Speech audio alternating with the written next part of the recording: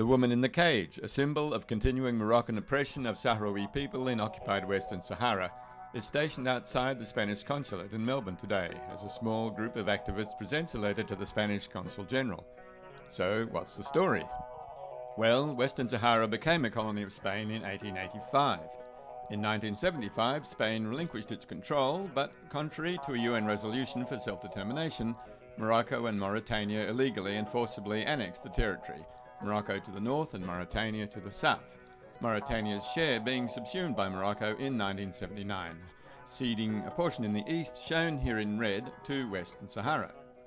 A giant wall was progressively built from 1981 to 1987, locking off the Moroccan-occupied part.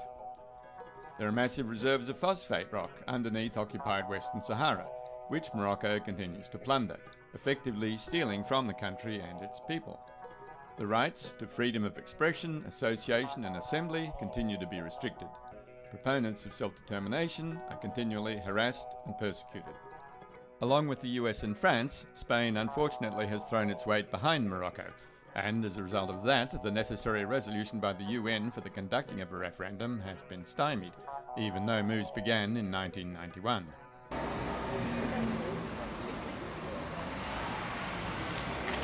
Thank you for all coming to the launch of the Socialist Alliance. I'm the Senate candidate, one of the Senate candidates standing in Victoria, and we are doing our official launch of our West Sahara policy. That is why we're out front of the Spanish Consulate. And the Socialist Alliance are for recognising and giving diplomatic status to Western Sahara, which is not a far cry. We're just following on from the 2004 recognition from South Africa.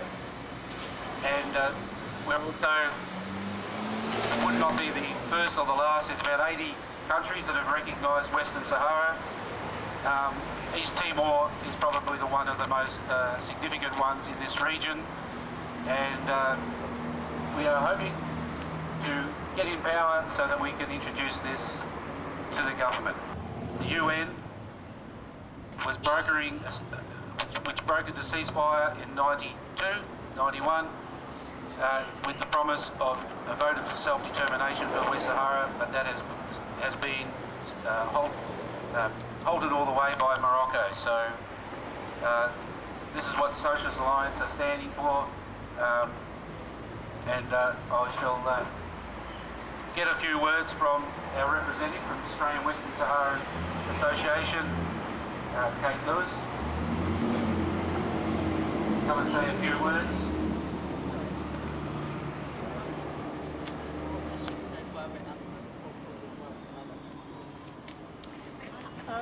Good morning, everyone. The Australian Western Sahara Association supports every party who also support self-determination for the Saharawi people. We like to work in a cross-party way, but since the Socialist Alliance has come out with a specific policy on Western Sahara, we are very delighted to be part of this launch of their policy. Thank you, Kate.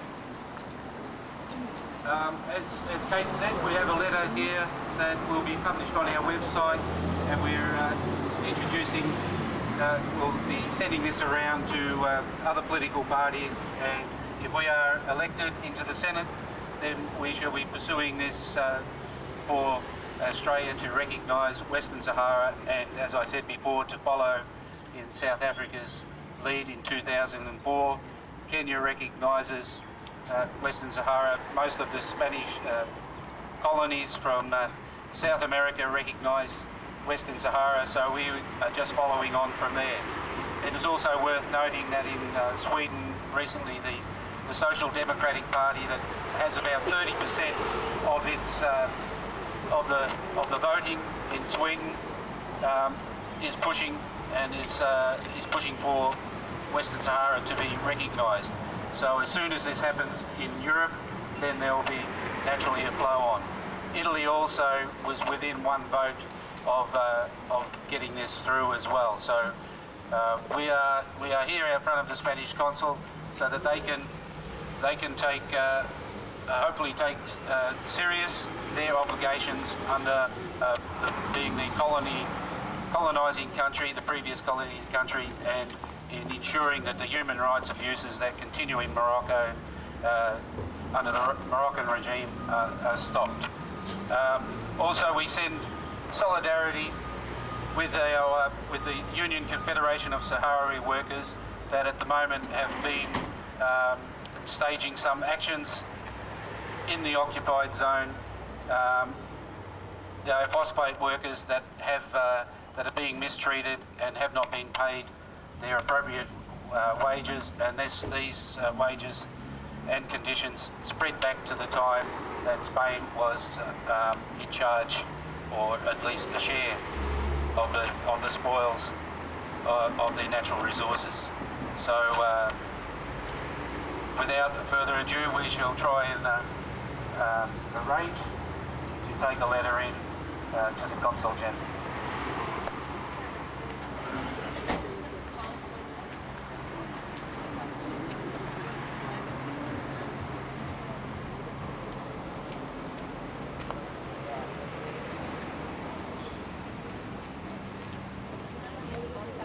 Should you be in front of the flag? No.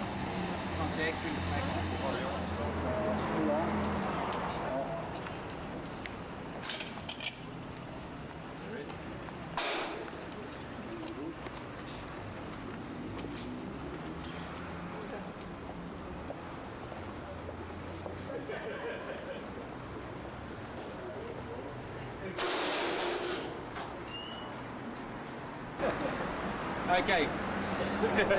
Thanks for all coming. They're passing this on to the Prime Minister, and it's much appreciated for everybody showing up and showing solidarity for human rights and Western Sahara.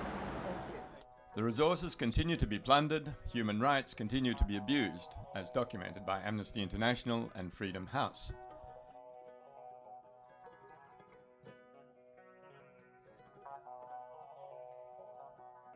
The situation will inevitably be resolved at some time in the future, but when? Please, Spain, why not sooner than later?